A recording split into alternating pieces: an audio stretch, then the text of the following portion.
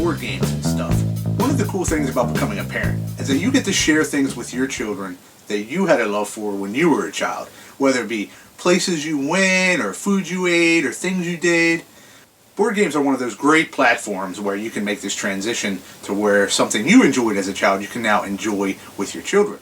Something that I've enjoyed as a parent is sharing movies that I really loved as a child with my kids. Sometimes it doesn't go over quite so well and the movies don't really stand up, but other times it does.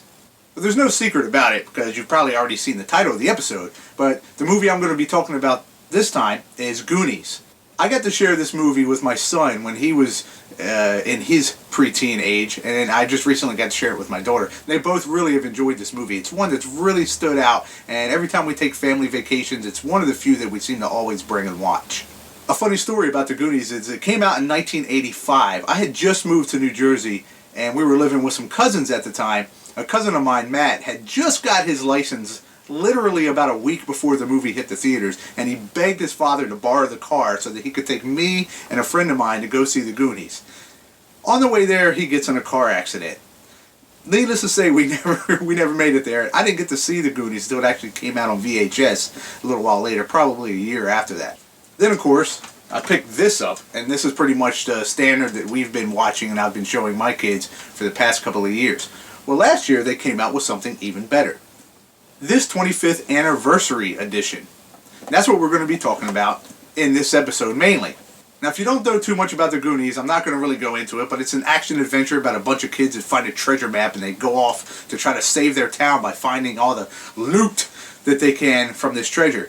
It's got some great actors, Sean Astin, Josh Brolin. This was one of his first roles. I think it was his first role.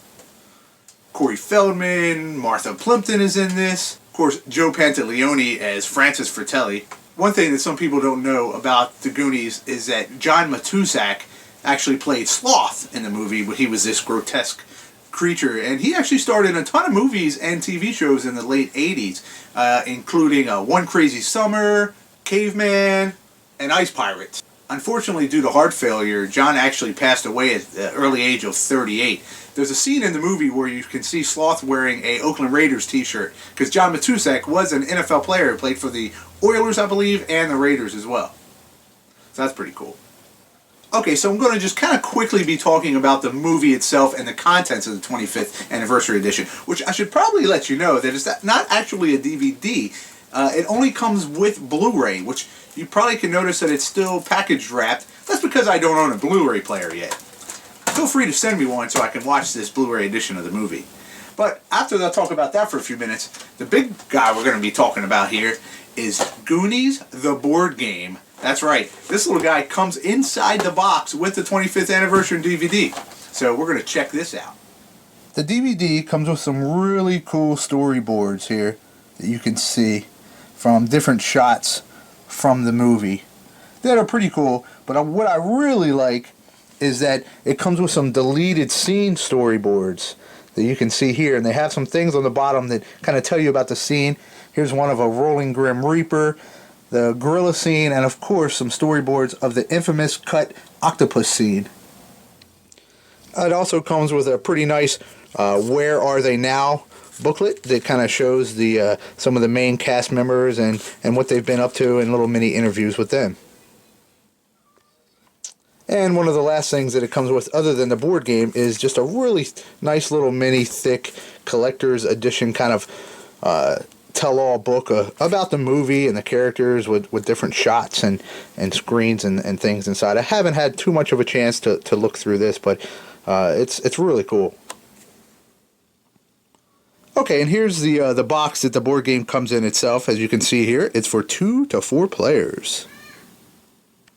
So inside the box, you're going to get a nice stack of Goonies cards. The deck of cards is made up of a bunch of move cards numbered from 2 to 6. The colors don't mean anything, and there's also some special move cards. The game comes with some paper-thin gold doubloons and 3 paper-thin skull tokens. Also in the game are 6 pretty thick little stand-up cardboard pieces. You've got Data, Mikey, Mouth, Chunk, and Andy. The rule book is just a 2-page fold-out rules. The board unfolds, and it ends up being pretty small. You can see the kind of the fold creases there. That's the size of the DVD case. So it's essentially the size of 6 DVD cases. Setup is pretty simple. You will just place the 3 skull tokens randomly on the skull tokens of the board, and then everyone will place their starting tokens on the start spot. Each player will then be dealt a hand of 3 movement cards. Play is simple. On their turn, the players will just choose one of the 3 movement cards in their hand, play it, and move either forward or backwards that many spaces. Some movement cards have special abilities such as this one, which can send any player into lockup. If your character is in lockup, or if you land on one of the many trap spaces on the board, what you'll do is you will just flip the top 3 cards of the deck. And as long as those 3 cards total 7 or more, you get to move out. Every time a character does successfully complete a trap, they earn a gold doubloon. A gold doubloon can then be spent to just automatically escape a trap in the future. Once a player's token either lands on or passes over one of the skull spaces on the board, he flips that token over. If it's a go back token, that player will go back to the white crystal space.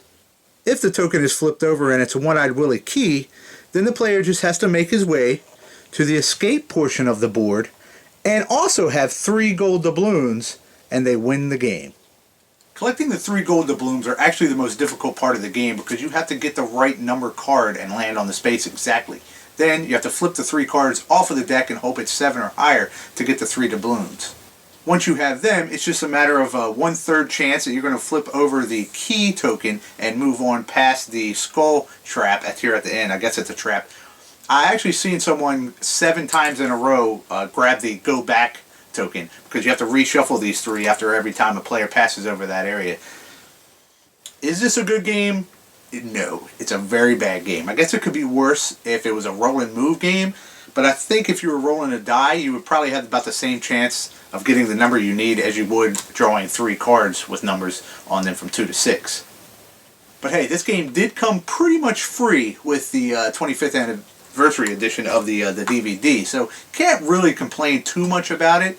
You can get it pretty cheap. I've seen it for less than 20 bucks on Amazon, so that's worth the price of the DVD right there. And then you have the storyboards and the booklet like I showed you. And then heck, it's fun to just know that you have this game and look at it and never play it. It's fine.